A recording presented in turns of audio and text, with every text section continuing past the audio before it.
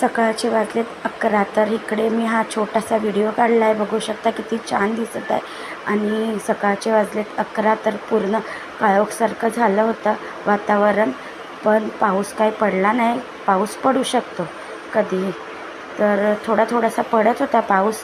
तर मी इथे आली आहे सेकंड जॉबवरती. इथे आल्यावरती आपल्यासोबत शेअर करणार आहे की मी इथे काय काय बनवलं आहे. तर राईस ठेवला आहे इथे, अख्ख्या मसूरची डाळसुद्धा आपली शिजण्यासाठी ठेवली आहे कुकरमध्ये. आणि इथे मी बनवत आहे भोपळ्याची भाजी. तर एक साईड राईस शिजत आहे, एक साईड भोपळ्याची भाजी आपण शिजवत आहे.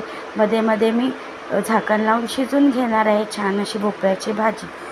तर झाकण लावून घेते आहे. एक साईड मी कांदा कापून घेतला आहे आणि मस्ती करत करत मी टोमॅटोसुद्धा कापत आहे, बघू शकता. तर कांदा शिजेपर्यंत टोमॅटो कापून येईल माझ्या भुर्जीमध्ये टाकण्यासाठी.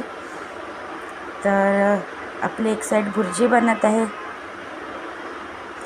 तर भुर्जीमध्ये मी कांदा, टोमॅटो आणि सुके मसालेसुद्धा ॲड केले आहे, सगळे व्यवस्थित छान असं. त्याच्यानंतर मीठ ॲड करते आणि मसाला पूर्ण छान मिश्रण एकजीव करून घेत आहे. भुर्जीसाठी आज बनत आहे मसाला भुर्जी. भोपळ्याची भाजीसुद्धा आपली छान अशी शिजली आहे नरम. कोथिंबीर ॲड करून झाकण ठेवत आहे, मी काढून घेत आहे साईडला. आणि इथे शिजत आहे आपली अख्ख्या मसूरची डाळ.